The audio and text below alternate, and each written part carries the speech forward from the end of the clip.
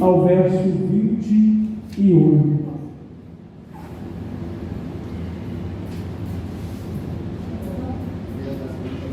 O texto de referência da nossa aula de hoje está no livro do profeta Ezequiel, no capítulo de número 18, vai do verso 20 ao verso 28. Vamos ler como de costume. Eu leio um, a igreja o próximo, e o último verso 28 nós lemos juntos. A alma que pecar, essa morrerá. O filho não levará a maldade do pai, nem o pai levará a maldade do filho. A justiça do justo ficará sobre ele, e a impiedade do ímpio cairá sobre ele. Mas se o ímpio se converter de todos os seus pecados que cometeu, e guardar todos os meus estatutos, e fizer juízo e justiça, certamente viverá, não morrerá. De todas as suas transgressões que cometeu, não haverá lembrança contra ele. Pela sua justiça que praticou, viverá. Desejaria eu, de qualquer maneira, a morte do ímpio, diz o Senhor Jeová. Não desejo, antes que se converta dos seus caminhos e viva. Mas, desviando-se o justo da sua justiça, e cometendo a iniquidade, e fazendo conforme todas as abominações que faz o ímpio, porventura viverá. De todas as suas justiças que tiver feito, não se fará memória. Na sua transgressão com que transgrediu, e no seu pecado com que pecou, nele morrerá. Dizeis, porém, o caminho do Senhor não é direito. Ouvi agora, casa de Israel, não é o meu caminho direito, não são os vossos caminhos torcidos. Desviando-se o justo da sua justiça e cometendo iniquidade, morrerá por ela. Na sua iniquidade que cometeu, morrerá. Mas convertendo seu ímpio da sua impiedade que cometeu e praticando o juízo e a justiça, conservará este a sua alma em vida. Todos juntos. Pois quem me considera e se converte de todas as suas transgressões que cometeu, certamente viverá, não morrerá. Glória a Deus. Pode tomar assento, glorificando e exaltando o nome do nosso Deus. Glórias a Deus. Nessa lição de número 7,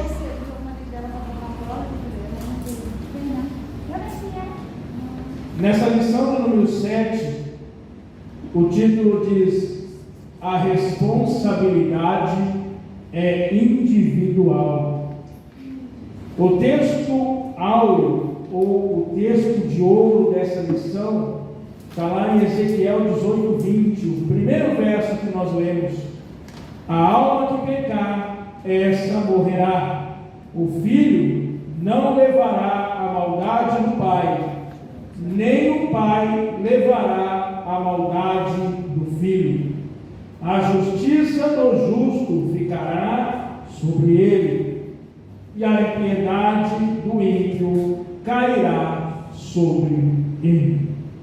A verdade aplicada diz assim: para além da responsabilidade individual, a palavra de Deus se posiciona contra o fatalismo, isto é, contra a ideia de que tudo está determinado por um rígido destino.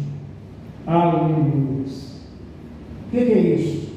Nós vamos aprender nessa noite que não existe algo escrito.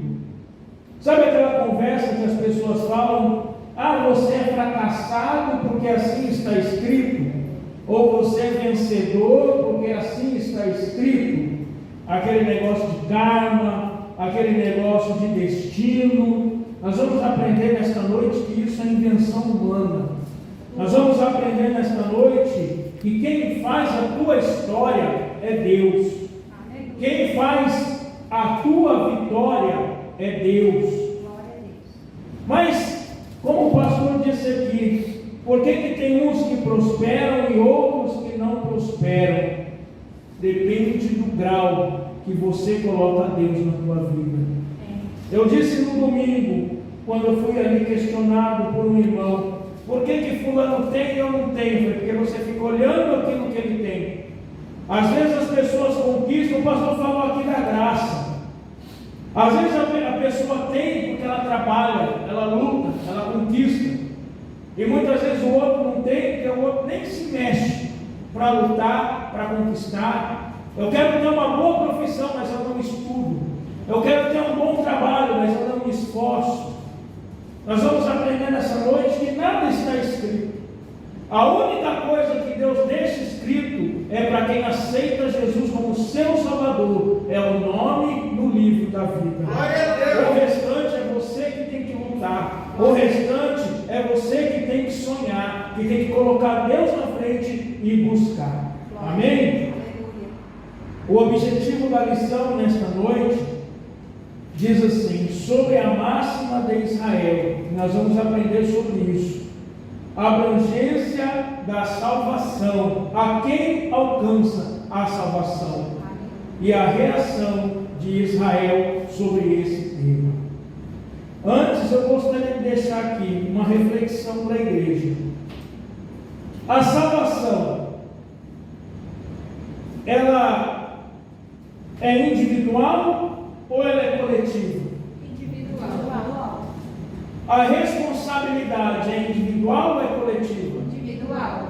O pecado é individual ou é coletivo? Individual. O arrependimento é individual ou é coletivo? Individual. Se a salvação é individual, cabe a cada um de nós buscar. Mas se a responsabilidade é individual, cabe a cada um de nós cuidar. E nós vamos aprender o que esse texto está nos dizendo nesta noite sobre a responsabilidade individual. Eu vou dar um exemplo desta noite. O pastor falou no domingo, e eu meditei nisso hoje o dia todo. O pastor falou no final do culto aqui: todos terão oportunidade de trazer uma palavra nessa igreja. O pastor falou isso nessa tribuna no domingo. Cadê as pessoas que gostariam de pregar no culto de ensinamento? Falar em pregar todo mundo quer. Falar em cantar todo mundo quer. Mas cadê as pessoas que querem cantar, pregar, orar e falar do Evangelho lá fora no culto de ensinamento? E eu uso esse exemplo aqui, irmãos, não é para julgar a igreja não, porque isso ocorre em todas as igrejas. Existe muita igreja aí que nem culto de ensino tem. E é uma coisa que eu sempre falei com a minha esposa: quantas igrejas que nós vivemos que não tem um dia separado para o ensinamento da palavra? Qual que é a diferença do culto de ensinamento com o culto de sexta-feira? Qual que é a diferença do culto de ensinamento com o culto de domingo? Nenhum. Hoje Jesus fala, hoje Jesus cura, hoje Jesus liberta. Jesus tem cura hoje aqui. Aleluia. Jesus tem transformação hoje aqui. Tem libertação hoje aqui. E as pessoas não dão valor. Eu estou dizendo aqui porque é essa igreja, não. Estou dizendo porque é o contexto geral. A salvação é individual. A responsabilidade de buscar a salvação é individual. O pastor fez a parte dele. Ele disse: todos terão oportunidade para pregar nesta igreja. Mas a responsabilidade de eu crescer espiritual é minha. Uma vez, quando eu comecei a frequentar a Madureira lá em Santa Branca, eu nem sonhava em conhecer a minha esposa. Nem sonhava ainda. Isso foi no ano de 2005. Eu morava quase na rua da igreja, pertinho. E um dia eu saí da minha casa com meus 3 filhos e eu fui lá na igreja. Eu não conhecia ainda esse negócio de igreja evangélica. Eu ia aqui e ali, não era crente. E um dia eu fui lá na Madureira, na igreja que 10 anos depois eu iria fazer parte. E ali o pregador começou a falar na palavra, ele falava sobre os dons. Aí ele falava assim: eu vou perguntar para cada um da igreja qual é o dom que você vai querer, e você vai responder. Aí começou um grupo das irmãs. As irmãs já sabem, né? Qual que era o dom que mais saía lá? Louvor. Voltava para a irmã: louvor. Aí veio para o lado dos irmãos. E eu estava bem no meio da nave da igreja. E eu não conhecia nada, fiquei atento que os irmãos iam falar, né? E os homens é mais palavra. Hoje talvez até tenha alguns que gostam de louvor, mas a maioria sempre fala palavra. Eu falei: acho que eu vou nessa aí. Nem sabia o que estava falando. Aí apontou o irmão lá e palavra, apontou para mim. Eu quase entrei embaixo da cadeira. Eu falei: palavra. Mal sabia eu. Era um dom que eu estava chamando para a minha vida, dentro da igreja. Eu falei: a palavra. E olha eu aqui. Glória a Deus. A palavra do Senhor. E naquela noite eu nem sabia do que se tratava. Eu fui no embalo da igreja. Mas o que eu quero passar para a igreja com isso? Eu pedi o dom, né? Eu pedi. Embora não tinha noção, mas eu pedi. Mas passou-se algum tempo, depois, alguns anos, eu fui para a igreja, batizei, me converti, me batizei. Mas se eu não me dedicasse ao estudo disso aqui, aquela palavra que eu tinha dito há quase 10 anos atrás tinha sido jogada fora. Porque a responsabilidade da palavra é nossa. Nós chamamos a palavra na nossa vida. Eu disse o dom da palavra, mas se eu não me aprofundasse em aprender da palavra, eu não estaria aqui nesta noite. Ah, porque eu sou bom? Não, eu sou pó vou voltar. Eu não sou melhor do que ninguém. Melhor do que ninguém. Mas a minha dedicação na palavra, no estudo, Deus está honrando. Eu pedi, pastor, para o senhor me colocar para dar aula aqui na terça-feira? Eu orei. Eu não pedi. Minha esposa sabe, eu não pedi, não falei nada com o pastor. E lá na igreja que eu estava lá em Santa Branca, eu comecei a ser professor em escola bíblica lá quando eu era diácono. Eu dava aula para a classe das irmãs. Tinha acabado de me casar com a missionária. Aí o pastor Manuel me chamou: quer dar aula para a sala das irmãs? Aí eu falei para ela: e aí? Ela falou: se Deus está chamando, vai. Comecei lá. Depois fui dar aula para os jovens. Depois fui para a minha congregação onde eu dava aula. Aí fui para outra congregação onde era um irmão que era o dirigente, mas eu auxiliava ele, eu dava aula lá. Ou seja, todos os lugares que eu passei, um dos meus chamados é esse: dar aula bíblica na igreja. Porque eu sou bom? Não sou melhor do que ninguém, mas eu busco a presença de Deus. Glória. Então, o que a lição vai falar sobre hoje é sobre a responsabilidade, sobre aquilo que você quer. Você quer ser pregador? Então busca a palavra. Você quer ser cantor? Então busca. Quer aprender a orar? Então busca. A igreja está te dando a oportunidade de aprender, mas se você não vem, você não vai aprender. A pessoa não aparece em um culto de aprendizagem, de ensinamento. Aí fala: pastor, eu quero pregar. O que o pastor vai falar? Não dá, meu filho, te conheço, não sei como é que você é. Será que você lê Bíblia? Exato. Esse é a noção. A hora que o pastor falou aquilo no domingo, na hora o Espírito Santo falou comigo: olha a escola aí, olha a lição aí.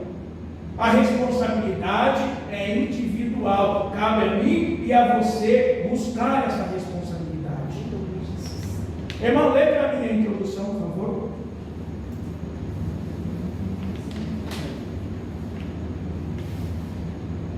E o ponto de partida dessa lição é uma máxima muito usada em Jerusalém e também entre os escravos da Babilônia, que diz: os pais comeram uvas verdes e os dentes dos filhos se embotaram.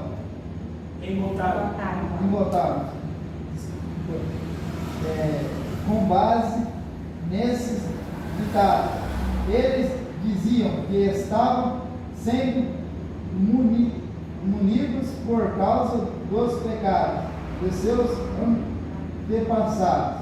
Amém. Peraí, só um pouquinho, você já continua.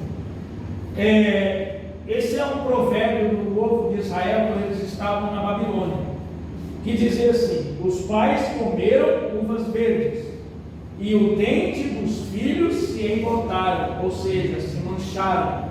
O que eles queriam dizer com isso?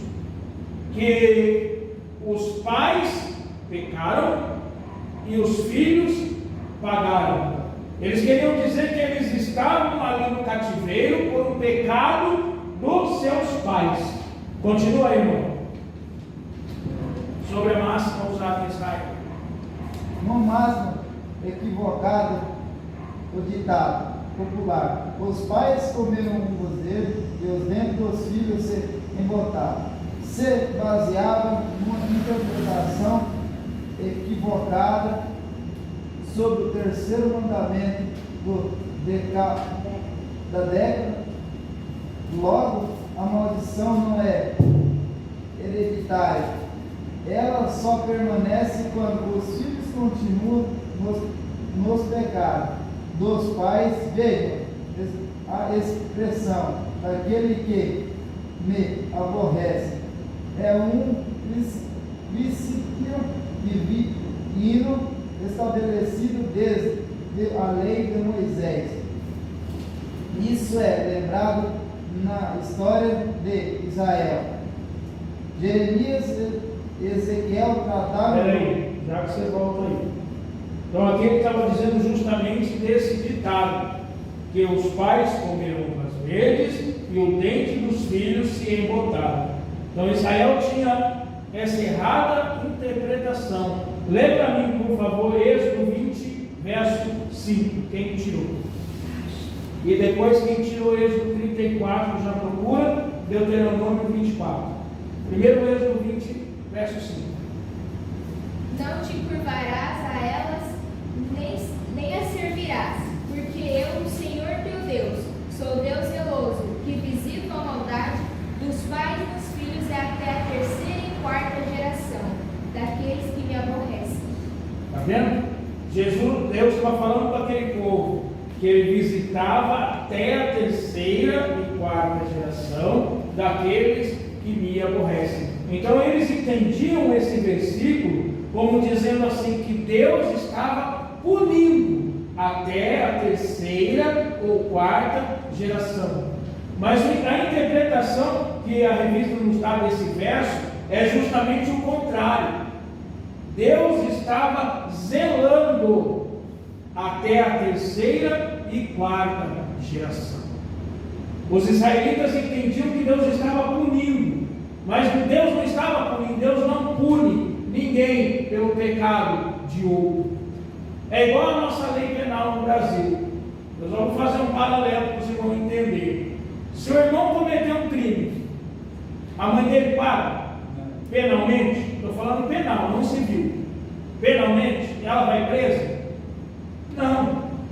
É exatamente assim que Deus trabalha. Se ele pecar, quem vai pagar o pecado é ele, não é a mãe dele.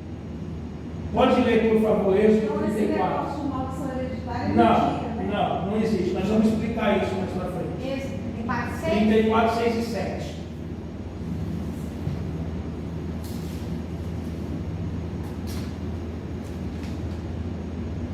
Passando, pois, o Senhor perante a sua face, clamou a Jeová, ao Senhor Deus misericordioso e piedoso, tardo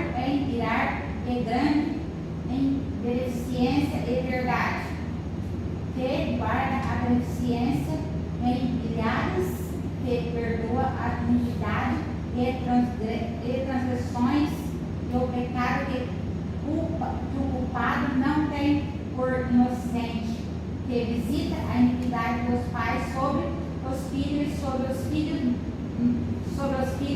dos filhos, até a terceira e quarta geração. Amém. Passando, pois, o Senhor perante a tua face, clamou Jeová ao Senhor, Deus misericordioso, piedoso, tardio em ira, grande em beneficência e verdade, guarda a beneficência em milhares, que perdoa a iniquidade, a transgressão e o culpado. E o culpado não tem por inocente, que visita a iniquidade dos pais sobre os filhos e sobre os filhos dos pais, até a terceira e quarta geração. Olha só, visita a iniquidade dos pais sobre os filhos, não é pune a iniquidade dos pais sobre os filhos. Quando Deus fala visita, o que ele quer dizer com visita? Cuida. Cuida para que não aconteça. Vocês estão entendendo a diferença? Aqui não está escrito que ele culpa a iniquidade dos filhos sobre os pais. É visita. Leia Deuteronômio 24:16. Os pais não morrerão pelos pecados dos filhos, nem os filhos morrerão pelo pecado dos pais. Cada um morrerá pelo seu próprio pecado. Glória a Deus. O pastor até essa dor de cabeça. Aleluia. Essa é pastor, não, mãe. Tá vendo? Glória a Deus. Aqui na minha Bíblia tem um comentário sobre esse verso que nós lemos, que faz de encontro que o pastor falou, que diz assim: Deus lança uma luz sobre o significado desse nome e sobre as profundezas do teu ser, que é Deus. O Senhor é Deus cuja compaixão, bondade e perdão se unem com verdade, santidade e justiça. Pelo fato de Deus ser misericordioso e compassivo, Ele não castigará ninguém, a não ser que, e até que, rejeitem e desprezem o seu amor compassivo e longânimo. Então, o que a Bíblia está nos dizendo aqui? Que pela justiça de Deus, Ele não vai castigar ninguém, a não ser que a pessoa rejeite e despreze o seu amor. Então, não é porque o meu pai cometeu pecado que Deus vai guardar lá na caixinha. Vai falar: não, você eu não vou punir, não, eu vou punir teu filho. Não, Deus não age dessa maneira. Pelo contrário, quando Davi quis construir um templo para Deus, ele falou: você não irá construir porque a tua mão é de sangue. Quem vai construir é teu filho. Ou seja, não tinha sangue nas mãos. Mas ele não puniu Salomão pelos pecados de Davi. Se ele quisesse, poderia, né? Pecado não faltava. Mas ele não age assim. E nós vamos aprender nesta noite como é que Deus age.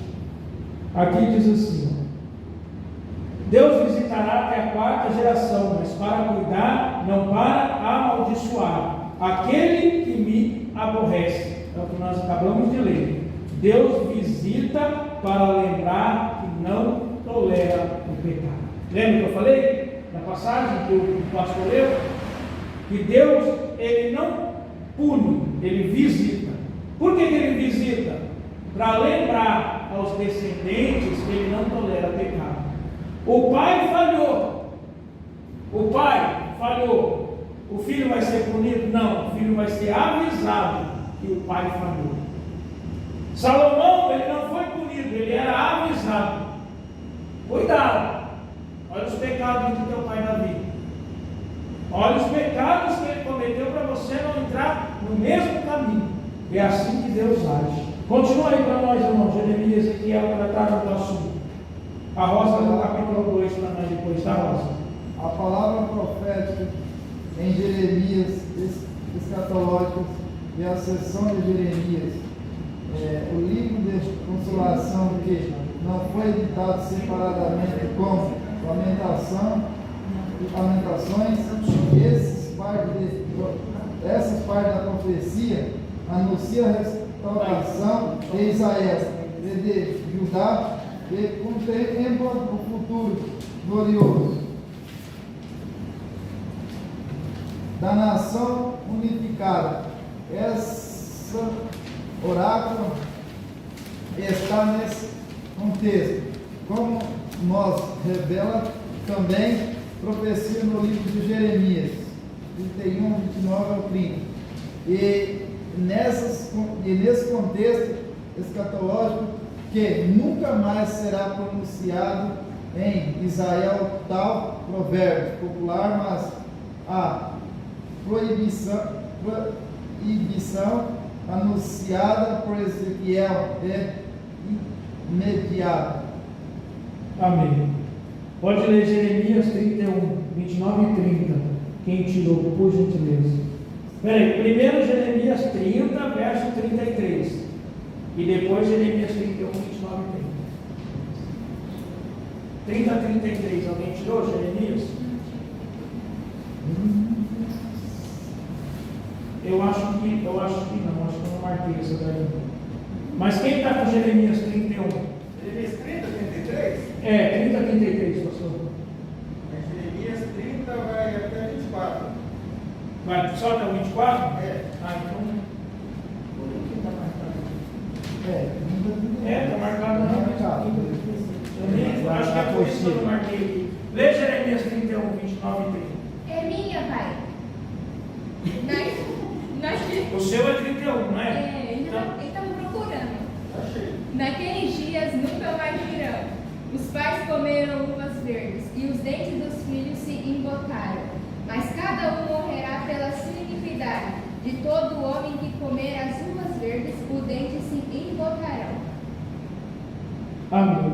Então aqui ele estava falando que nunca mais dirão tal provérbio. Por quê? O livro de Jeremias, quando chega no capítulo 30 em diante, ele começa a falar de restauração. Eu acho que é Ezequiel, pastor. Vê se é Ezequiel 30, 33. Acho que eu que escrevi errado aqui. Ezequiel 30? É, 30, 33. Eu não Mas sei. aqui fala Jeremias 30, 33. É, né? É 30, 33. Eu acho que eu que marquei. Ezequiel 30, 33? Vê se é. Não Lembra? é, vai só até 26. Ah, então não é, deixa pra lá. Deixa pra lá. Eu acho que eu marquei na revista, mas eu não marquei aqui, não tirei do papel por causa disso. Acho que a gente tinha marcado errado, eu esqueci. Mas tudo bem, vamos lá dar prosseguimento. O que essa parte do livro de Jeremias estava falando? Estava falando em restauração. Estava falando para o povo seguir em frente. Quando o livro de Jeremias começa a falar da restauração de Israel, o profeta fala: não digam mais este provérbio, porque esse provérbio estava levando o povo para trás, o povo estava preso nisso.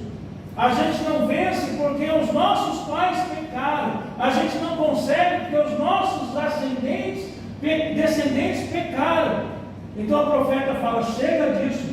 Deus ordena ao povo não falar tal ditado. Agora lê Ezequiel 18, 2 e 3. Que tendes vós que dizeis essa palavra acerca da terra de Israel, dizendo: os pais comeram uvas verdes e os dentes dos filhos se embotaram. Fiz eu, diz o Senhor Jeová, que nunca mais direi esse provérbio em Israel. Está vendo? Outro livro, outro profeta com a mesma palavra. Deus dizendo novamente àquele povo: não dizei mais tal palavra. Sabe o que eu vejo nessa passagem? Muitas vezes as pessoas falham por se prender a palavras malignas. A irmã questionou sobre maldição hereditária. Sabe o que acontece, irmã? As pessoas sem Jesus, quando nós não temos Jesus, o inimigo nos ronda, chama espíritos familiares. Os demônios, eles nos cercam. A Bíblia fala que ao nosso redor há anjos e ao derredor há demônios. Não é assim? O que são esses demônios? São demônios familiares. O que é isso? Ele te acompanha. Acompanha a família já. Totalmente. Aonde você está, ele sabe com quem você fala, onde você fala, como é a tua família, como é a tua casa, como é a tua vida. são espíritos, são demônios a serviço do diabo. Estão ali cuidando. Não tem os anjos que nos guardam? A Bíblia não fala de anjo, não é anjo da guarda, são anjos que guardam as nossas vidas. Da mesma maneira também tem demônio. Eu falei aqui, acho que numa das primeiras aulas, glória a Deus por não podermos ver o mundo espiritual. Você ia ver demônio a rodo. Em cada esquina tem um demônio, em cada bairro tem um demônio, em cada país tem um demônio. Graças a Deus nós não podemos vê-los, não temos suporte para isso. E quando nós entramos na presença de Deus, quando nós aceitamos a Cristo como nosso Senhor e Salvador, o que a Bíblia fala? Eu vou entrar nisso mais para frente, mas eu só vou dar uma adiantada. E nós somos nova criatura. Se nós somos nova criatura, aquilo que eu fiz lá atrás, ficou para trás. Mas aquelas pessoas que não têm isso, que não aceitam a Cristo, que continuam presas no passado, o diabo se aposta. Aí o erro que o pai cometeu, ele vai fazer o filho cometer, ele vai fazer o neto cometer, ele vai fazer o outro cometer. Isso que eles falam, que eles chamam de maldição hereditária. Mas não existe maldição hereditária, você quebrou isso na cruz do Calvário. A maldição foi quebrada na cruz do Calvário. Maldição hereditária não existe maldição hereditária. Cada um é responsável por seu destino, sua trajetória e seu caminho.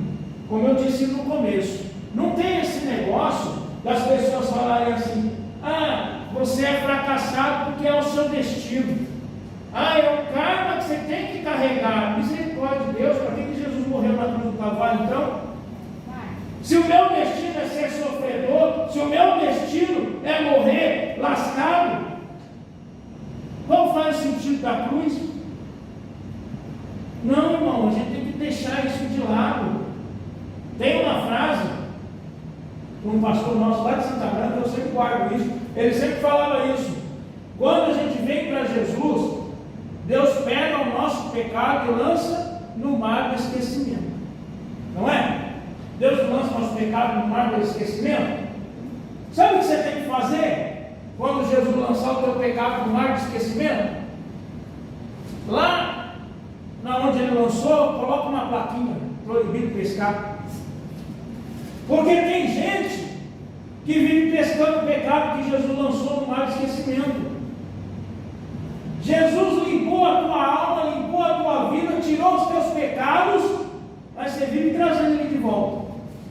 Você fica colocando no teu coração que você não prospera, que você não vence, porque lá atrás você cometeu alguma coisa. E nós vamos aprender isso mais para frente. Vamos segurar um pouquinho, tá?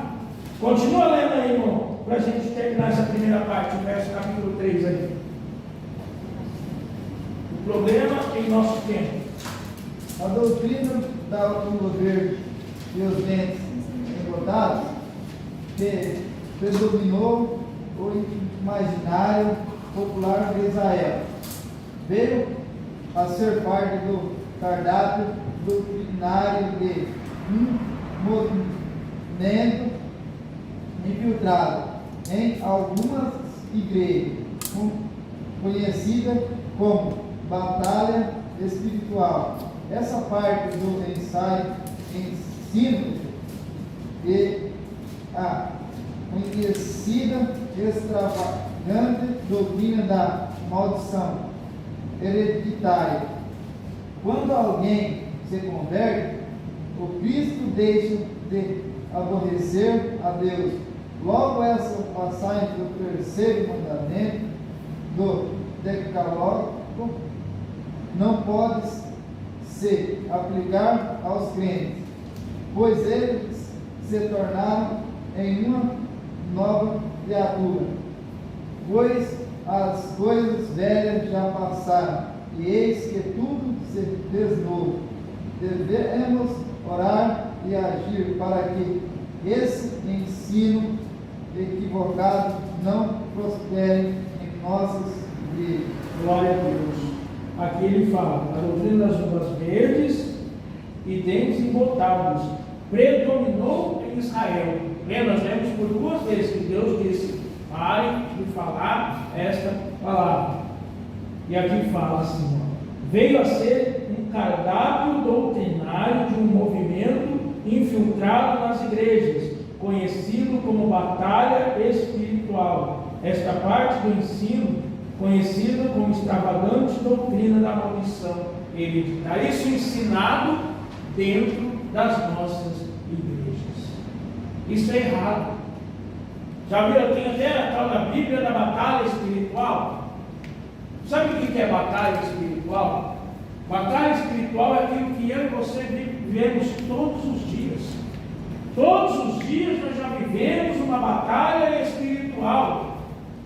Nós lutamos para alcançar a salvação e o inimigo lutando para nos derrubar. Nós lutamos para alcançar a salvação e o inimigo tentando nos derrubar. Nós lutamos para falar do Evangelho e o inimigo tentando nos calar. Nós lutamos para levar a cura, a salvação e a libertação e o inimigo lutando para nos parar. Isso é batalha espiritual.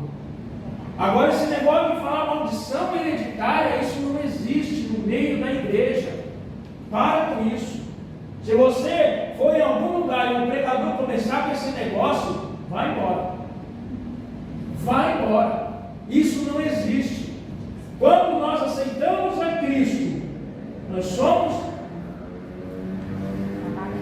Leia aí 2 Coríntios 5,17. Quem tirou a segunda carta aos Coríntios, capítulo 5, verso 17.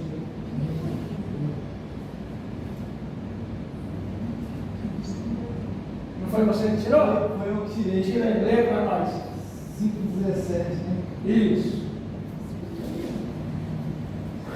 Assim que se alguém está em Cristo, nova criatura é. As coisas velhas já passaram, eis que tudo se fez novo. Se alguém está em Cristo, vamos ler, vamos falar todo mundo junto. Se alguém está em Cristo, nova criatura é. As coisas velhas se passaram e tudo se fez novo. Aleluia. Você pode dar glória a Deus por isso? Aleluia. Dá glória a Deus por essa palavra. Glória a Nossa. Se você está em Cristo, aceitou Jesus, Ele te lavou com teu sangue, você é nova criatura. Aleluia. Ou melhor, você deixou de ser uma criatura. O que você é? Quando você deixa de ser criatura, o que você passa a ser? Filho de Deus. Glória a Deus. Nós somos filhos de Deus. Aleluia. O povo aí fora costuma falar, todos são filhos de Deus. Não é não. Filho só é quem aceita como salvador, Filho né? só é quem aceita. É. É igual esse negócio, eu vejo isso assim, cada um tem uma opinião. Tem pessoas que não gostam de dizer que temos que aceitar a Jesus. Tem gente que fala assim, mas tem que aceitar Jesus. O primeiro passo para você mudar é aceitar a Jesus. Você tem que aceitar a Jesus. E eu ouço as pessoas falarem, não precisa, não tem que aceitar. Tem. Jesus não entra na vida de ninguém se você não deixar. Aleluia. Ele não tinha entrado na minha vida se eu não tivesse deixado. E ele me alertava. Deus nos alerta. Deus nos alerta. Tu é meu. Tu é meu. Tu é meu. Tu é meu. Mas para mim realmente ser dele, eu tive que sair lá no fundo da igreja, dobrar o meu joelho no altar, levantar minha mão e declarar. A Bíblia diz que tem que declarar com a boca e os lábios. Aleluia. É redundante, mas é assim. É os lábios e a boca. Porque não é só mexer, é falar. Não adianta só a pessoa vir na igreja. Faz 10 anos que eu venho na igreja.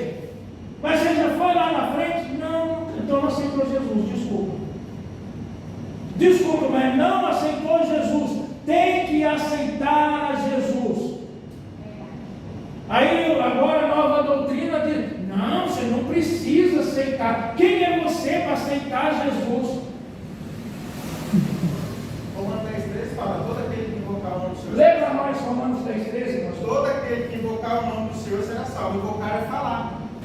Todo aquele que falar o nome do Senhor será salvo. Se eu não confessar a Jesus como Senhor e Salvador, eu não alcanço a salvação. O que é confessar? O que é confessar? Falar, gente, é falar. Invocar. 2 Coríntios 5,17. Se você está em Cristo, nova criatura é. Se você é nova criatura, não existe maldição sobre a sua vida. Oh, glória a Deus, aleluia. É isso. A responsabilidade é eu aceitar Jesus. Eu preciso quebrar a maldição da minha família. Como que eu quero? Aceitando Jesus. A responsabilidade é minha. Aceitei Jesus, acabou. O diabo não tem mais poder. Ele vai conhecer toda a minha história, mas ele não tem mais poder. Lá na minha casa, na minha família, na parte dos meus tios, do meu pai, todo mundo se separava. Todo mundo se separava. Todo mundo. Aí o povo pensava assim: ah, isso é maldição, hein? Isso é maldição. Ih, maldição hereditária.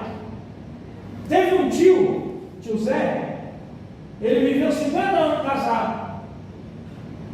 Por que a maldição não pegou nele? Sabe qual que era a maldição? Era porque todo mundo morava no mesmo quintal. Porque todo mundo morava no mesmo quintal. Era a língua da minha avó que era a maldição. É sério, gente. É porque todo mundo que vivia ali no quintal se separava porque a minha avó se metia na vida de todo mundo. Aí o meu tio que foi morar longe, a maldição pegou ele, né? Não existe maldição hereditária. Aquilo que a gente planta é o que a gente colhe. Eu não fui atrás dele, não. Ué, foi longe, foi para longe. E o senhor quer sair onde ele saiu? Não, eu não ia visitar ele, era longe. Mas vocês estão entendendo o que eu quero dizer? Vocês estão entendendo? O que o povo chama de maldição é aquilo que a gente mesmo planta. Ah, eu tenho uma maldição hereditária, nenhum dos meus parentes vale emprego nenhum. Mas peraí, você se dedica? Você se esforça? Você luta? Ah, não. A maldição já está aí mesmo. Gente, quebra isso, muda. Maldição hereditária, isso aí é coisa para quem não crê em Cristo. Aí o povo se apega a tudo. Quem não crê em Jesus se apega nesses negócios. Agora você dentro da igreja não pode. Romanos 5, 9 e 10, lê para nós. Quem tirou aí? O livro de Romanos.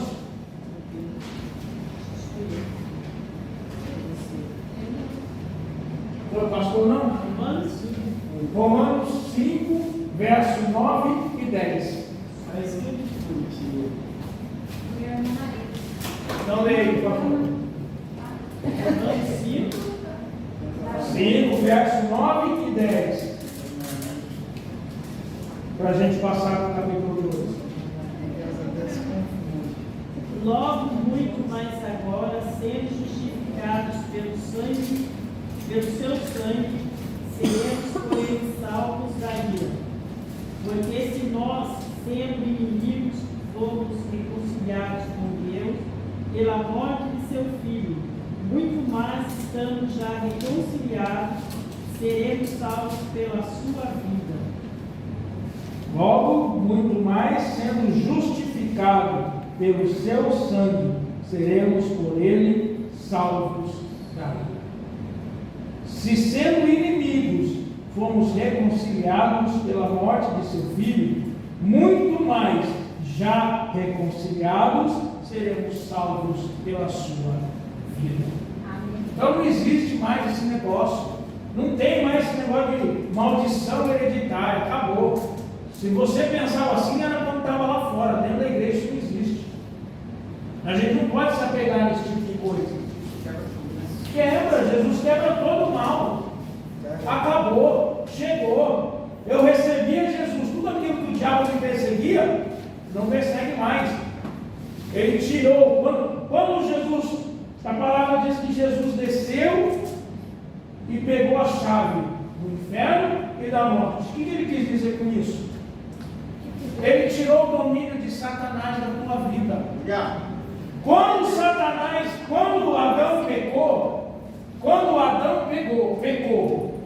o que aconteceu com o ser humano? Ele deu legalidade a Satanás. Quando Adão pecou, Adão deu legalidade para o diabo, para ele tomar posse da nossa vida. Foi a mesma coisa, ele pegou a chave da tua vida e deu na mão do diabo. Toma, você é nosso pai agora. Foi isso que ele fez. Não foi? Foi isso que ele fez. Mas Jesus, quando morreu na cruz, desceu, tomou a chave e ele tomou essa legalidade do diabo. Aqueles que receberem a Jesus como teu Salvador, o diabo não tem legalidade. Aleluia. Agora, aquele que não tem Jesus, aquele que não aceita Jesus, ainda está debaixo do jugo de Satanás. Não adianta falar que todos são filhos de Deus, porque não são. Não são. Nós acabamos de ler aqui. Nova criatura é somente em Jesus. Aleluia. Lê para nós, Rosa, capítulo 2. Sobre a salvação para todos os seres humanos, a esperança para o pecador. Essa ideia está muito clara no capítulo inteiro, que para não deixar dúvidas, Ezequiel afirma de maneira direta, retirando diversas vezes com exemplos claros e ilustrações. A vontade de Deus é a salvação de todos os seres humanos, para que ninguém se perca. E nisso o profeta antecipa o pensamento do Novo Testamento. Amém. Lê para mim, por favor. Vamos ler junto, Ezequiel 18, 20 e 22. Ezequiel, no capítulo 18, verso 20 e o verso 22, que nós lemos lá no começo, vamos ler de novo. Ezequiel 18, capítulo verso 20 e o verso 22.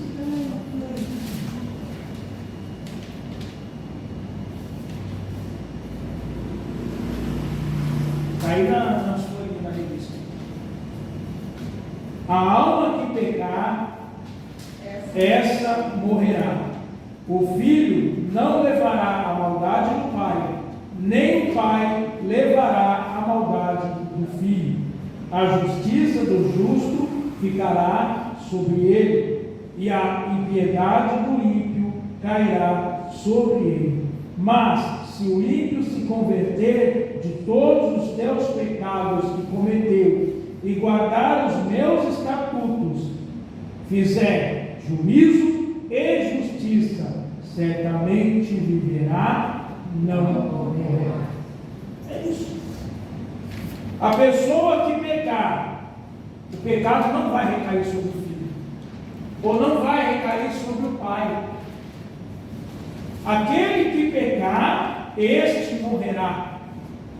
Contudo, se o que pecar se converter do teu pecado, guardar o juízo de Deus e a justiça, esse viverá. É isso que está dizendo o texto. Não existe pecado hereditário, porque não passa de pai para filho, de filho para pai, de mãe para filho, de filho para mãe, de avô para sobrinho, não passa. Pecado é seu, guarda ele, se converte e tira da tua vida. Acabou. Lê para nós, pastor, o verso que o senhor mostrou. Cristo nos resgatou da maldição da lei, fazendo-se maldição por nós. Pois está escrito: maldito todo aquele que foi pendurado no madeiro. Cristo se fez maldição por nós. Se Cristo se fez maldição por nós e ele morreu no madeiro para tirar essa maldição, como é que fica esse negócio de doutrina de maldição hereditária? Quem está pregando isso não é Bíblia. Quem está pregando isso não conhece a palavra. E é uma doutrina que estão falando dentro da igreja. Isso que é importante ver na aula, que o dia que você vir alguém aqui pregar de fora, vocês sabem que ele não está pregando a palavra. Não, se alguém aqui nessa tribuna começar a falar isso, vai apanhar. Porque às vezes a pessoa. Vai voar a Bíblia na cabeça dele. Não, pastor. A Bíblia não, vai. Misericórdia. Estragar a Bíblia. Não estraga, não, vai dar um tiro. Lá no fundo vai falar. Não, estou brincando, vai. É só para os irmãos Melhor entenderem você e arrancar o aprenderem. sapato. Melhor você arrancar o sapato. Não, melhor não. Nossa, Mas a gente brinca assim, mas é para os irmãos entenderem. Porque, sabe por que o povo prega isso? Batalha espiritual? Quem vai adivinhar por que se prega a batalha espiritual? Para vender óleo ungido, para vender travesseiro ungido, para vender pena ungida, sal ungido, vassoura ungida, Feijão que cura Covid. tudo máscara ungida. Isso é comércio. Vocês podem reparar, começa a reparar, quando você vê algum pregador falar em batalha espiritual, maldição hereditária, daqui a pouco ele vai oferecer alguma coisa para vender. Pega no YouTube para vocês, olha os vídeos de pregação que tem de batalha espiritual.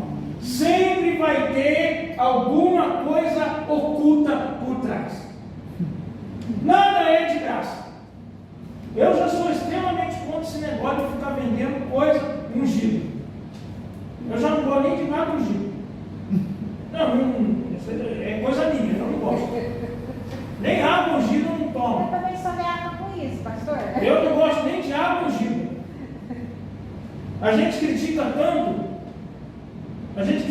tanto a água benta, e agora a igreja criou a água ungida. É a mesma coisa, só muda o nome. É a mesma coisa. Ah, irmão, mas tomei água. Não, filho, não foi a água, foi tua fé. Não é a água, é a fé. Ah, mas Jesus fez o barro lá. Não é o barro, é a fé. Para que eu preciso tomar água ungida? É só ter fé. Para que eu preciso molhar a mão? Eu pegar a água suja lá do Jordão, pagar R$1.500. O barro foi só uma simbolização de fé, né, pastor? Isso, é simbolizando a fé. Mas não é por isso que eu vou pagar R$1.500 no negócio. É simbolismo. O pão da ceia e o vinho da ceia. Tem algum poder mágico nele? Não. Para que a gente ora no pão e no vinho? Para simbolizar o corpo e o sangue de Cristo, né? Simplesmente para apresentar a Cristo que estamos participando do teu corpo e do teu sangue, mais nada. Aleluia. Tem uma doutrina aí fora que para eles o ato de Santa Ceia é mágico, é oculto, tem alguma coisa especial. Tanto que eles fazem só uma vez por ano. É um negócio, é uma igreja bem conhecida. Eu sei qual que É uma igreja muito conhecida. Eu não vou falar porque não cabe a mim. Quem que faça isso, que despede, vai chutar. Mas é simbolismo, não tem nada especial, não tem mágica. Não existe mágica. Ah, eu vou tomar o vinho, e o vinho não, sabe o que vai te curar? A tua fé em Jesus Cristo. Tanto que eu, particularmente, no dia da ceia, eu não preciso ungir ninguém que está enfermo. Não precisa, você já tomou a ceia. O simbolismo de Cristo, de cura, é Cristo. Você já participou. Para que eu vou te ungir de novo? Se o vinho, o que significa o óleo? O óleo tem poder mágico? Quando você unge alguém, você está derramando alguma magia na pessoa? Mesmo porque Deus condena esse tipo de coisa, tá? Deus condena a feitiçaria, a macumba, a bruxaria, o feitiço. Deus condena isso. Deixa eu só comentar um negócio aqui. Comente. Eu não sei quem foi que chegou ali e me perguntou se simpatia era pegar. Eu falei, claro que é, eu acho que pra mim é. A Bíblia chama de feitiçaria. Feitiçaria é a abominação aos olhos de Deus. Que perguntou isso pra mim, não tá com energia. Eu falei, lógico que é. Feitiçaria para simpatia. É sim, Vai enganar o povo, ele trocou o nome. Mas é. Ah, ué. O que é uma macumba bem feita? O que é macumba? Ai, eu sei lá. É bruxaria, gente. É bruxaria. É bruxaria. É que o nome da religião. Só isso. Tá muito mal. Só isso. É o nome, só mudou o nome, mas o ritual é o mesmo. Eu acho que aquele macumbinho, o negócio de mesa branca deve ser o mesmo, né, pastor? Então, quem mexe com, tipo assim, curador, que eles falam na Bahia é o Isso, que mais tem lá. o que bastante tem lá. Isso. É feiticeiro. Aí no caso, então essas pessoas também, então eles não morrem, não são salvos também, né? Se não aceitar Jesus, não, filho. Então, seja mesmo coisa errada. É assim, o feiticeiro. Vamos voltar para o feiticeiro. Ele dá um cara aí. Isso. O feiticeiro que mexe com esse tipo de coisa. Ele tem tesão. Se ele aceitar Jesus, ele tem. Fala. O João de Deus, Ah, ele curava geral, né? ele é espírita. Mas ele curava falando em nome de Deus, só que a gente não sabe o que é aquilo. Ele é um considerado feiticeiro? É feiticeiro. É? João de Deus, lá o espírita. Chico Xavier. Aquele lá que foi acusado de estupro, lá de abusar de mulher. Aquele médico lá. Lá em São Paulo, eu trabalhava numa linha de ônibus, passava de frente a um lugar lá e tinha um médico que ele recebia o espírito do Dr. Fritz, que era um alemão, que era um médico famoso. O cara fazia cirurgia, gente, espiritual. Fazia. A pessoa saía de lá curada, Sem corte, sem nada. Entrava doente, saía curado. Você crê nisso? Mas existe. Quem que põe a enfermidade no cidadão? Da onde vem a enfermidade?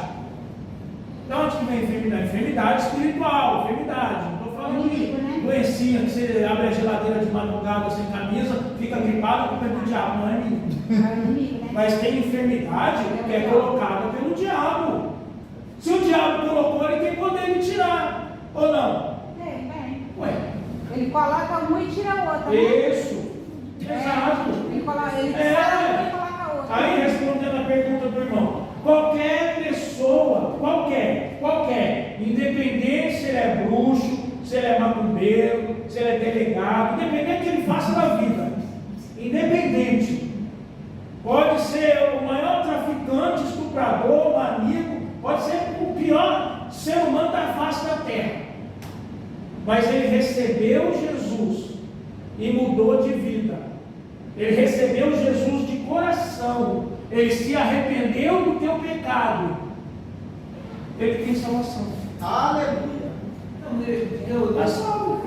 Eu tenho um amigo assim, um colega conhecido meu lá na Bahia também, sabe? Ele no estado de São Paulo, ele matou uma mulher, né? Sim.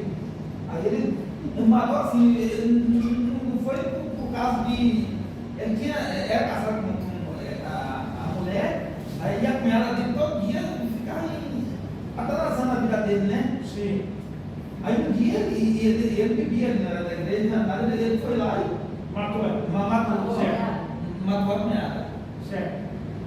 Hoje esse cara, ele hoje é pastor evangélico também, hoje é um cara bem sucedido na vida dele, ficou Eu vou falar sobre isso nos próximos tópicos. Guarda aí, que já que eu respondo essa pergunta aí. Vamos lá, lê para nós, Rosa, capítulo 2, refutando o pensamento fatalista. Pode ler os 2 e 3, e depois eu emendo aqui.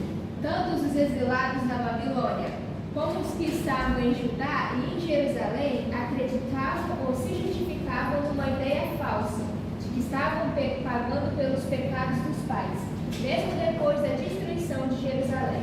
Deus proíbe o uso desse ditado popular porque a responsabilidade é individual.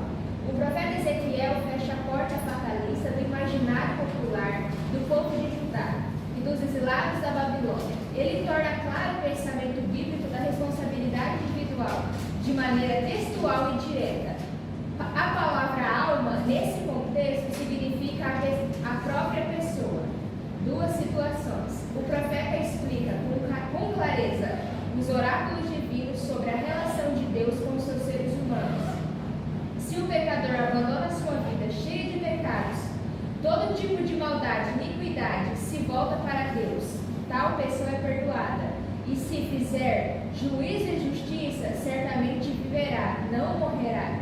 Mas se pelo contrário o justo se desviar de sua justiça e cometer injustiças e iniquidade, conforme todas as abominações que o faz límpio, de todas as suas justiças que tiver feito, não se fará memória.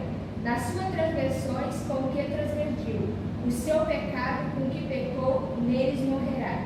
É possível sim o salvo perder a salvação temporariamente ou definitivamente. Amém.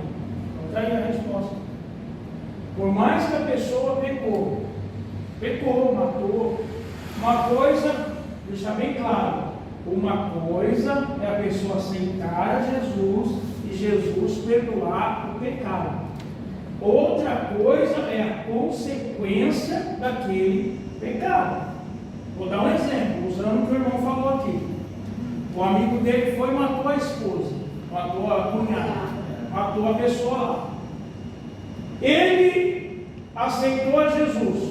Ele está perdoado? Sim. Sim, ele se arrependeu e está perdoado. Para Deus. Mas tem consequência esse ato dele? Ele vai preso. Ele vai pagar penalmente pelo que ele cometeu, né? Mas ele vai ser penalizado até ele morrer? Não. Não, ele vai cumprir a pena imposta a ele. Quantos anos de cadeia? 30 anos, que é o máximo no Brasil. Ninguém fica tanto, o máximo é 30 anos. Por isso que se condena, por isso que se junta as penas, se condena 90, 80, 100, para ver se ele fica pelo menos uns 30, dependendo do crime. No máximo que a pessoa fica presa no nosso país é 30, ninguém fica mais que isso. Passando o tempo que ele foi condenado, ele está livre. Se ele não cometer nenhum crime novamente dentro de 5 anos, ele é réu primário. Não tem nada que desabone ele. Da mesma maneira, quando ele se arrepende. Ele se arrependeu, pediu perdão a Deus e Deus perdoou. Nós lemos aqui, aquele que está em Cristo, nova criatura é. As coisas velhas se passaram e tudo se fez novo. E quando a pessoa é conhecedor da palavra, o pastor, o que acontece a esse ponto dele chegar a matar uma pessoa? O que o senhor me diz sobre isso? Ele conhece a palavra de Deus, ele matou. Ele vai sofrer a consequência e vai ter que se arrepender. Só porque ele conhece, ele não comete crime? Não comete. Vai ser julgado mais pena, porque sabe. Ele conhece, já. É assim, na justiça brasileira isso não vai influenciar tanto. Não teologicamente. Eu vou dar um exemplo. Eu me formei em Direito. Né? Eu me formei em Direito. Eu conheço de lei. Eu e você, nós dois cometemos um crime. Igual. Eu pago mais pena. É porque o senhor conhece ele, né? Nesse sentido, sim. É igual a palavra de Deus diz, não querem muito de vós, porque serão julgados com mais rigor. Aí agora, eu vou voltar, só para a gente não perder o time aqui da lição. O que o pastor falou, completando o que o irmão falou. A pessoa conhece a verdade e comete um crime, né? Vai ser mais difícil para ela se arrepender. A gente pensa que não, mas vai ser mais difícil. Lembra que eu falei aqui? É mais difícil a gente trazer uma pessoa desviada para a igreja do que o que não conhece? O desviado é difícil. Então, é a mesma coisa, é mais difícil de se arrepender, porque ele fica com aquilo. O que significa Satanás? Portador da luz. Não, Satanás. Acusador? Acusador. Ué, mas. Acusador. Ah, é verdade. Lúcifer, que é portador da luz. Satanás é acusador. Qual é o papel do acusador? Acusar. Ué, se você é convertido, ele já não tinha mais esperança. Ele lutava. Ele tentava. Falava, aquilo ali já é crente, ele vai ser duro. Aí ele consegue. Ele vai abrir mão de você? Não vai, filho. Vai ficar na tua memória. Ó, você fez. Lê para nós aí, por gentileza. João 5, 39, 40. O outro que tirou 1 Timóteo 2,4. Para a gente não perder tempo, senão a gente não vai terminar a lição. João o quê? João 5,39, gente, é o que está escrito aí na placa aí na frente, ó. É o que está escrito aí na placa aí na frente, que é o tema do culto de ensino. Examinais as escrituras procurando achar nela a vida eterna, mas são elas que testificam de mim. E vocês não querem vir a mim para não terem vida. Vamos lá, pastor. Eu não deixar ele aqui mais não. Saiu comigo aqui, ó. Saiu comigo, ó. Eu não mandei ninguém, ó. Tá certo. Fala de novo aí, pastor, se for aprender. Examinais as escrituras procurando ter nela a vida eterna, Jesus falando. Mas são elas que testificam de mim. E não vêm a mim porque não querem ter vida. Examinai a Escritura, Procurando achar nelas a vida eterna. Mas são elas que testificam de mim. Jesus mas não querem. vir a mim para que não tenhais vida. É assim que é. Aonde que está escrito lá? João 5,39. Aí quem tirou 1 Timóteo 2,4, depois vamos acelerar, senão não acaba hoje. Timóteo, né? A não ser que vocês queiram ficar até as 10. É o pai que tira Timóteo 2,4 vai dizer assim, Timóteo 2,4: que quer que todos os homens se salvem e venham ao conhecimento da verdade. E agora, 2 Pedro 3,9. 3,9, 2 Pedro 3,9 vai dizer assim: o Senhor não retarda a sua promessa, antes que alguns a tenham por tardia, mas ele é longânimo para convosco, não querendo que alguns se percam, senão que todos venham a arrepender-se. Glória a Deus. Aleluia. O texto que nós estamos falando aqui, ó. A Bíblia está aqui, falando de Jesus. Falando de Jesus. Mas muitos não querem. Muitos têm por tardio. É o que nós acabamos de falar. A pessoa que realmente se arrepende pode ser o pior assassino da face da terra. Recebeu Jesus, está salvo. Mas é aquele irmão que está 30 anos na igreja, crente de fogo, onde passa cura, tem mais droga que o Pedro, mas de repente foi lá e caiu. Não veio mais na igreja, vive pecando, traindo a esposa no meio do mundo. O que acontece com esse cidadão? O que vocês podem dizer desse camarada? E se ele não se arrepender? Aí vai pro inferno. Mas já está 30 anos na igreja, tem carteirinha. Ele tem carteirinha da igreja, tem carteirinha da convenção. Eu penso assim, Ele tem até uma carteirinha de ouro. a gente pode ter 30 anos de evangélico. Se 5 minutos que a gente desviou, a gente morreu. Mas a salvação não é por Jesus? Ele já não aceitou Jesus? Mas e se ele pecou lá e não se arrependeu? E daí? Né? Da mesma maneira que o pior pecador se arrepende e recebe a salvação, pode ser o maior crente da face da terra. Se ele falhar, ele perde a salvação. Pelos mínimos. Não tem esse negócio, gente, pelo amor de Deus, eu fico bravo com esse trem. Das pessoas falarem assim, mas no último segundo. Gente, para com esse trem. Eu vou deixar bem claro esse negócio. É lógico, tá? Isso é claro. Eu não posso julgar quem ganhou ou quem perdeu, quem aceitou ou quem recusou. Eu não vou dizer isso. Jesus sim pode chegar lá no leito de hospital, a pessoa está no último suspiro e alguém chegar para ela: você aceita Jesus como teu Salvador? Aceito. Está salvo. O que eu estou dizendo assim, ó, é a pessoa falar assim: ah, mas ele foi crente tantos anos, ele só caiu agora. Jesus tem gosto. Não, tem não. Tem não. Se não receber Jesus novamente como seu Senhor e Salvador, não tem salvação. Não tem. É igual o pastor falou, a palavra Satanás é acusador. Você vai pregar, mas o Satanás vai estar lá acusando ele, pode ser que ele não aceita a última hora, viu? Isso. Viu? Você está lá, o cara está morrendo e você está pregando pelo Satanás. Você vai aceitar? Você passou a vida inteira matando, roubando. Isso. Agora você acha que você merece, você não vai. Sabe aquele desenho do Pica-Pau, que fica um anjinho e um diabinho? Exatamente isso. Muito perigoso. Exatamente Então, isso. pregar e contar a vida e está saudável. A gente tem que manter para vencer a guerra, porque ela é até o último minuto. Por isso que, assim, creio e eu acredito, né, pastor, que a Bíblia fala, lembrar do teu Criador no dia da sua mocidade, né? Porque Isso, está falando das nossas não se perder. se perder. Exatamente. Bom, é o que eu penso, né? Não sei se é fatos verídicos. Eu estava caçando aqui, não consegui achar em que livro que fala sobre o. Sobre esse versículo que eu estou falando aqui. Né? Pecador se arrepende? Não. Peraí, vamos ler. Peraí, calma. Não, Esse que ele falou sobre a mocidade. sobre a mocidade. É Eclesiastes. Vai procurando aí que eu vou ler aqui o texto. Acho que é 12. Ó, alma aqui significa, que a irmã da Rosa leu ali, alma significa pessoa. Só aquele que pega é punido. Então aprendendo desde o começo. A responsabilidade é individual. Você pecou, você paga. Deus pode te perdoar, mas terá consequências. Porém, só você será responsabilizado. Nós já falamos disso aqui.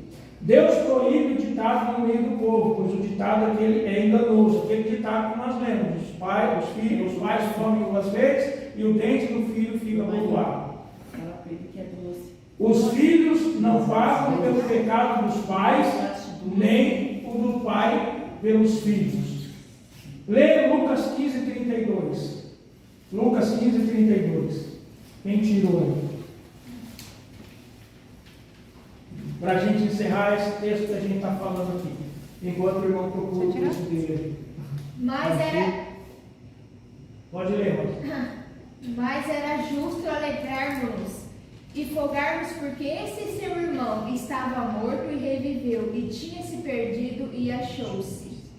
Um pecador que se arrepende, abandona o pecado, e Jesus cura, salva e liberta. Eu achei. Achou já? Achei. No 12, né? Eu não lembrava do versículo, mas eu achei. Aquele filho tinha esperança de encontrar o pai novamente? Não, ele abandonou, ele foi embora. O filho pródigo representa a pessoa fora da igreja. Essa parábola é bem clara, ela representa o filho fora da igreja. E o outro filho? Representa dentro da igreja, que muitas vezes não tem amor. Está tão acostumado com as coisas de dentro da igreja que não se arrepende. Ele viu o irmão dele e falou: vai pegar o que é meu ainda, gastou o dele, vai pegar o meu. Ué. O texto de Lucas 15:32 ele diz justamente sobre isso. Aquele que se arrepende recebe a salvação. Mesmo que tenha saído da igreja, quebrou a cara lá fora, mas ele tem salvação. Mesmo aquele pior pecador, ele tem salvação. A salvação não vem de mim, a salvação não vem de você, a salvação não vem do pastor, a salvação vem de Jesus Cristo. Como que eu vou negar a salvação a alguém? Eu não vou orar para ele, não, que ele vai receber Jesus, eu não quero, é muito tribulado. Não orar para ele no céu, não. Ele vai, eu fico. Ué. Quem sou eu? Não sou dono da salvação, foi o sacrifício de Jesus que deu a salvação. Ele morreu na cruz por nós. Ele morreu na cruz. Por isso que eu falo desse negócio de último minuto. Esse negócio é para consolar e enterro. Esse negócio só serve para consolar família no enterro. Irmão, quem sabe, né? Jesus não veio, desculpa. Ele é crente, recebeu Jesus? Acho que não. Então tem salvação, desculpa. Tem que falar a verdade, gente. Porque através dele perder, a família vai ganhar. É verdade. Eu não quero ir para o mesmo lugar dele, não, quero ir para o céu. Porque se ficar nessa família, ninguém vai querer Jesus. Agora Jesus morreu na cruz, fez o sacrifício na cruz, para mim ficar gozando o mundo aí fora, e no último minuto ele vinha aparecer para mim do nada, a luz branca, não existe esse negócio, gente. A gente tem que parar com isso. Leia, irmão, o texto. Eclesiastes 12, primeiro. Lembrai-te também do teu Criador nos dias da sua mocidade, Antes que venham os maus dias e cheguem os anos, dos quais venham a dizer: não tenho nele contentamento. Antes que se escureçam o sol e a luz da lua e as estrelas, e tornem a vir as nuvens depois da chuva. Amém. Amém. Não vai dizer nada, né? Então, um texto desse está mais do que claro. Lembra-te do Senhor no dia da tua mocidade. O que é isso? O que ele quis dizer com isso? Na tua vitalidade, na tua alegria, na alegria da tua vida. Depois que você está triste, amargurado, rebentado, não aguenta mais nada, você fala: já foi mesmo, não quero mais nada não. Aí você vai querer fazer, não dá mais tempo. Sabe aquela parábola? O pessoal sempre conta nas igrejas, fala assim: agora eu não vou para a igreja porque ainda estou muito novo. Tem que curtir. Aí o camarada casa: agora eu não vou para a igreja porque a esposa nova, sabe como é? Vou depois. Aí tem filho: agora eu não vou para a igreja porque tem que curtir as crianças. Aí as crianças estão crescendo, tem que trabalhar em dobro. Agora dá tempo ainda, eu tenho que trabalhar. Vou para a igreja, viu? E assim vai indo, chega a velhice. Agora eu não vou mais porque não aguento. Não aguenta, né? Aí morreu, aí não vai mais não. É bem isso. Lembra do Senhor nos dias da tua mocidade, no dia da tua força, quando você aguenta. Lembra-te de Deus enquanto ainda dá tempo. É isso que o texto está falando. E cabe a mim e a você. Eu não ganho a salvação por ninguém. Eu posso orar.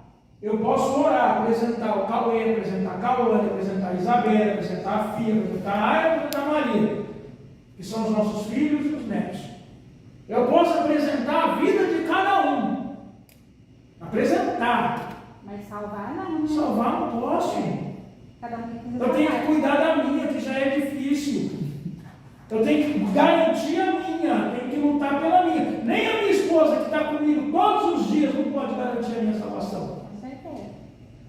Não, é individual. A responsabilidade. Leia aí 2 Pedro 2, 20 e 22. Quem tirou, quem achar primeiro, para a gente rápido. 2 Pedro 2, 20. Verso 20 e 22.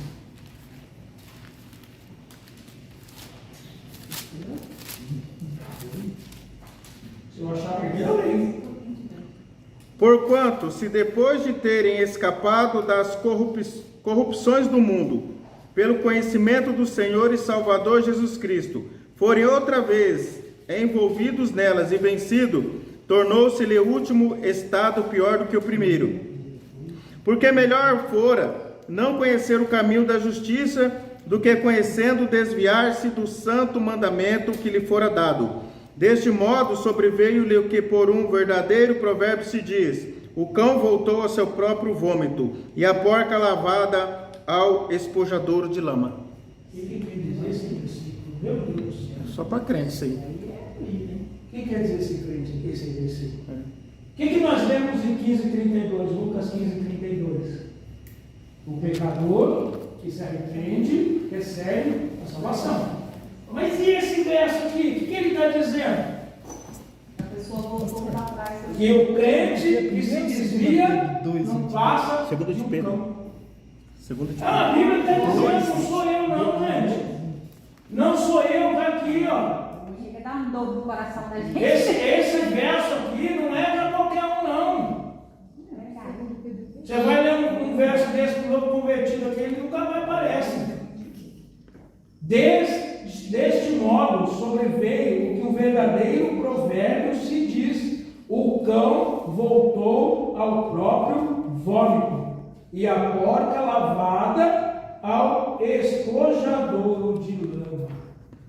Quer dizer, a porquinha estava limpinha, voltou para a lama. O cão estava comendo a raçãozinha, voltou a comer o vômito. O que significa isso? É o crente que se desvia da presença de Deus. Deus é amor, mas Deus é justiça. Nós estamos batendo nessa tecla aqui faz tempo. Irmã Maria, missionária Maria, lê para nós aí o 3, para a gente encerrar. Esse é curtinho. Sobre a reação de Israel. Uma pergunta retórica. Na verdade, são duas perguntas. Não é o meu caminho direito? Não são os vossos caminhos torcidos? A pergunta retórica não espera a resposta. Trata-se de uma afirmação em forma de pergunta. É o que Javé afirma nesta passagem. Esses recursos estilísticos são frequentes nas Escrituras. Veja esses exemplos. Não é Arão, o levita, teu irmão? Não errais vós em razão de não saberes as Escrituras e nem o poder de Deus? Depois de explicar essa verdade, apresentar os fatos, vem a conclusão. Os caminhos do Senhor são corretos e os do povo torcidos. Aí, tá bom. Aqui ele faz uma pergunta retórica, né? Diz assim: não é o meu caminho direito? Não são os vossos caminhos torcidos? O que Deus está dizendo para nós? O caminho de Deus é certo. O nosso caminho é errado. E por que a gente insiste em tomar o nosso caminho? Vai bem ao encontro do que eu preguei aqui no domingo. Quantas vezes nós queremos sonhar os nossos sonhos e a gente quer que Deus realize? Quando na realidade nós devemos sonhar o sonho de Deus. É igual a Rosa estava comentando no final do culto, né, Rosa? Você queria fazer medicina, né? Não desiste não, mas coloca na mão de Deus. É vontade de Deus? Não desiste. Não é por isso que você vai falar, não vou fazer mais, vou procurar outra coisa. É o que está no teu coração. Mas você vai consultar a Deus. Porque se é Deus, Ele vai te abrir as portas. É assim que funciona. Deus coloca desejo no nosso coração. Mas a gente precisa entender se aquilo é da vontade de Deus. Se Ele colocou, é porque é. Agora, se Ele não realizar, é porque não é. Então, você quer fazer medicina? Coloca na mão de Deus. Sonha os meus sonhos, Senhor. Abre as portas para a minha vida. Faz o meu caminho acontecer. Porque o caminho de Deus é certo. O caminho de Deus é justo. O caminho de Deus é reto. Salmo 25, 4 versículos, 4, 5, 8 e 9. Salmo 25. Já estamos encerrando, já, rapidinho. Falta esse, mais 2, já termina.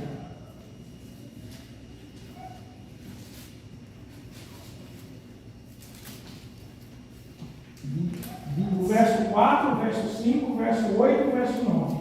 Salmo 25. Achou, Rosa? Leia. Fazei-me saber os teus caminhos, Senhor. Ensina-me as tuas veredas. É o 4. O 5. Guia-me na tua verdade. Ensina-me, pois tu és o Deus da minha salvação. Por ti estou esperando todo dia. O 8. Bom e reto é o Senhor, pelo que ensinará o caminho aos pecadores. E o 9. Guiará os mansos retamente, e aos mansos ensinará o seu caminho. Glória a Deus. Então, tudo aqui é o caminho de Deus. Tudo devemos seguir o caminho de Deus. Faz-me saber os teus caminhos, guia-me na tua vereda, bom e reto é o Senhor, pelo que ensinará o caminho, e guia os mansos retamente e ensina o caminho. Então, o nosso foco é o caminho de Deus. Quem é o caminho de Deus? Quem é o caminho? Quem fala, eu sou o caminho, a verdade e a vida? Jesus é o caminho. Então, se a gente deixar na mão de Jesus, é na mão de Jesus. Não adianta eu pôr na mão de Jesus e sair, tomar da mão de Jesus. Irmã Maria lê a parte 2, a irmã Elaine termina a parte 3. Lê para nós sobre a justiça, a irmã Elaine faz a última parte, o arrependimento. Sobre a justiça. justiça. Não, irmã Maria, você já leu. A partir de Aí todo hoje, mundo leu um pouco. Sobre justiça. deixar claro mais que o sol, é aqui mesmo, né? É, Ezequiel deixa claro isso mesmo. O sol do meio-dia, que a lei da responsabilidade individual é justa e está de acordo com os atributos divinos. Esses atributos é manifesto no castigo do pecado e na premiação do justo, é qual recompensa cada um segundo a sua obra. Esse atributo é harmonizado com a santidade a Deus. A Bíblia declara com todas as letras que somente Deus é justo, considerado justiça como tributo no sentido absoluto de perfeição a Deus e um juiz justo. Quem pegou Romanos 2,6? Vê para mim. Romanos 2,6. Não, foi eu que vou passando. Foi eu.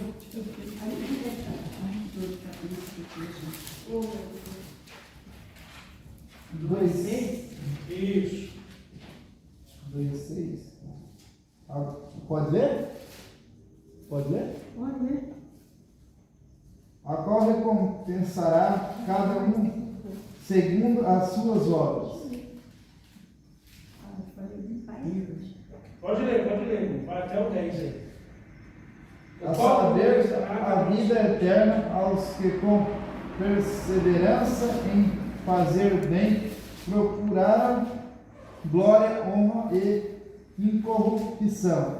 Mas a indignação e a ira aos que são contenciosos, desobedientes à verdade e obediência à iniquidade, tribulação, angústia sobre todas a alma do homem que faz o mal, primeiramente do judeu e também do grego.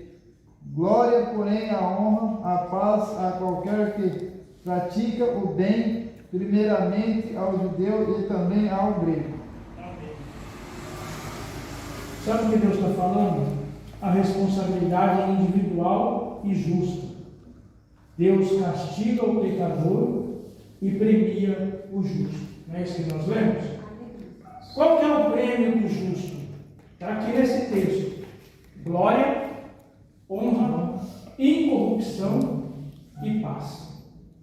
Mas e o castigo do injusto? Indignação, ira, tribulação e angústia. Você já reparou que uma pessoa justa, uma pessoa que anda segundo Deus, ele tem honra, ele é incorruptível, ele tem paz e ele é honrado? E uma pessoa que não tem Deus, ele tem indignação, ele tem ira, ele é atribulado e cheio de angústia. É assim que é a palavra de Deus. A pessoa com Deus, ela tem honra, ela é incorruptível, ela tem paz. A pessoa sem Deus, ela vive indignada com tudo, ela é contenciosa, ela é atribulada e é cheia de angústia. E a palavra de Deus está nos dizendo bem assim, que a vida eterna é buscar a Jesus Cristo. E qual é o caminho? Eu e você temos que buscar. Cada um buscar a sua. Esquece esse negócio de tribulação para trás. Maldição, deixa para lá. Já virou uma nova criatura, deixa isso quieto. Lê para nós encerrar, irmão. O arrependimento, Deus é justo e misericordioso. A retribuição ao pecador, contumaz, vem depois de muitos anos de apelo ao arrependimento sem a resposta do povo. A resposta dada aos críticos deixa claro também que mesmo o ímpio na sua impiedade, deixando o pecado e voltando a praticar a justiça, tem o perdão. Todos precisam ser de arrependimento e buscar o perdão de Deus e não acusar o próprio Deus. Essa história se repete em nossos dias, porque é tendência dessas pessoas culparem a Deus pelas suas mazelas. Devemos levar a palavra de Deus a essas pessoas, pois nenhuma felicidade pode ser plena sem Jesus. Então aqui ele está falando de pregar o Evangelho. Temos que levar a palavra de Deus para as pessoas se arrependerem. Por quê? Isso aqui vai ao ponto que o irmão falou ali. A pessoa pode ser o maior pecador do mundo, mas se ele se arrepender, ele recebe a justiça de Deus. Está escrito no texto que a irmã leu. Todos precisam de arrependimento e buscar o perdão de Deus. Todos têm espaço no céu, é só buscar o perdão de Jesus Cristo. Para a gente encerrar, eu ia pedir para ler, mas os irmãos sabem de cor. João 3,16. Porque Deus amou o mundo de tal maneira que deu seu Filho unigênito Para todo aquele que nele crê, não pereça, mas tenha vida eterna. Oh, glória a Deus. Palavra Isso é essa. obreira. Deus amou o mundo de tal maneira obreira. que deu o seu Filho unigênito para todo aquele que nele crê, Não pereça, mas... todo aquele que nele crê. Ele não falou mais crente, ele não falou que pecar pouquinho, ele não falou aquele que não peca, todo aquele que nele crê. Então é receber Jesus, é receber Jesus. Não é frequentar a igreja 20 anos, é receber Jesus. Aleluia. E Jesus cura, salva, liberta e leva para o céu. Ele muda a história, ele muda a trajetória, ele tira do charco de lodo e coloca no meio dos príncipes. Quando eu me converti, eu estava numa festa da igreja. Já vou orar e terminar. A nossa igreja era bem pequenininha lá. Eu era recém-convertido, estava na porta. Foi o primeiro dia que eu fui de terno na igreja. Foi na festa das irmãs lá na Vila Batista. Era o presbítero, na época o presbítero era o Joilson que pregava. Aí ele me chamou, ele foi lá na porta, ele pegou na minha mão e ele falou que Deus tinha um projeto na minha vida e iria me colocar no meio dos príncipes. Mas não é o meio dos príncipes, dos homens que a gente pensa. Aí um dia eu estava na festa da nossa igreja sede, lá, acho que em Jacareí, na sede, lá na Belém. E ali eles me chamaram para sentar na tribuna. Eu tinha acabado de ser consagrado ao presbitério. Eu estava na Madureira, tinha ido na Belém, numa festa da Belém. E ali de repente eu olhei e eu estava sentado no meio de pastores, presbíteros, evangelistas, e aí eu lembrei daquela Glória a Deus, aleluia. Anos e anos atrás, que Deus falou que eu iria estar sentado no meio dos príncipes. Aleluia. Dos príncipes de Deus. Estava cheio de pastor, cheio de evangelista, e eu estava lá no meio. Sou melhor que ninguém não, mas Deus honra. Aleluia. Aqui é um atributo do justo, é honra, é glória. Deus te glorifica sim. Não é a glorificação de Jesus, é diferente. Mas é a glória que você recebe aqui na terra por servir a Deus. Aleluia. Amém? Amém. Então que Deus abençoe a igreja.